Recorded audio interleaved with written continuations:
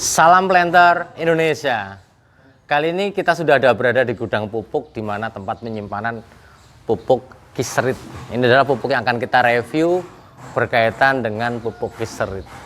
Pupuk Kiserit memiliki rumus kimia adalah MgSO4, di mana di sini ada dua buah unsur komponen. Yang pertama adalah magnesium, yang kedua sulfat. Bahwa MgSO4 merupakan sebuah pupuk yang memiliki bentuk kristal sebenarnya seperti garam, di mana MgSO4 ini merupakan salah satu solusi bagi petani Indonesia ataupun bagi planter Indonesia adalah ketika dia memiliki tanaman yang dalam kondisi defisiensi yang parah terhadap magnesium. Defisiensi magnesium itu ditunjukkan karena bahwa magnesium ini diperlukan tanaman sebagai bagian dari katalisator fotosintesis.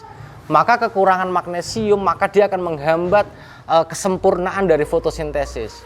Ciri khas kekurangan magnesium adalah sebuah daun apabila dia terkena sinar matahari, maka yang terkena sinar matahari akan menjadi kuning, tapi kalau dia yang tertutup, maka dia akan tetap hijau sebelah sininya. Ini adalah ciri khas ketika kondisi tanaman mengalami defisiensi Kiserit yang berlebihan.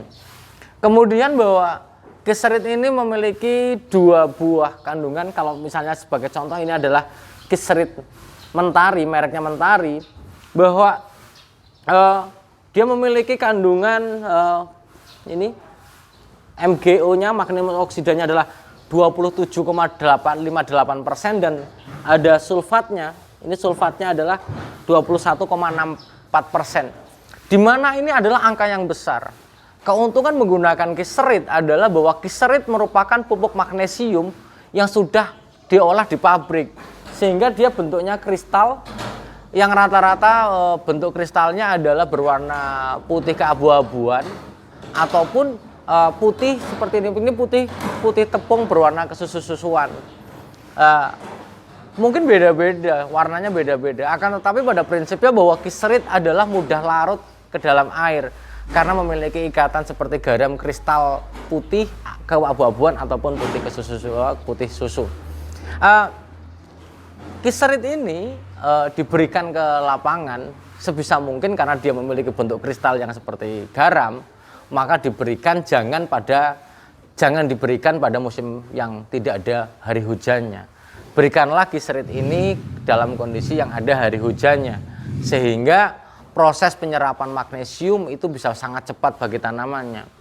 Karena bahwa beda Kiserit dengan dolomit adalah kalau dolomit itu pupuk magnesium juga, namun dia lambat bereaksi dengan tanahnya. Karena bahwa dolomit merupakan batuan yang mungkin butuh waktu panjang untuk tersedia bagi tanaman. Namun Kiserit tidak. Tadi makanya dari awal sudah saya sampaikan bahwa Kiserit ini diperlukan bagi tanaman yang kekurangan magnesium dalam sangat akut atau butuh waktu cepat penanganan kekurangan magnesium ini.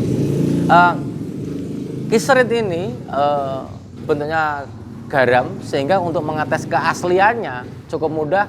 Silakan kita larutkan, kemudian misalnya pakai botol kosong, kasih air, kemudian dimasukkan Kiseritnya, maka dikocok apakah dia nanti larut sempurna atau tidak. Kalau larut sempurna berarti ada hal yang baik di dalam Kiseritnya. Tapi kalau banyak pengotornya, biasanya pengotor tidak akan pernah larut. Kemudian dalam bicara tentang pupuk Kiserit ini adalah bicara tentang bagaimana penyimpanan.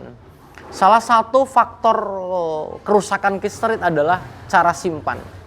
Karena Kiserit dengan disimpan dengan cara yang salah, maka Kiserit tidak bisa digunakan sama sekali. Jadi dia akan rusak.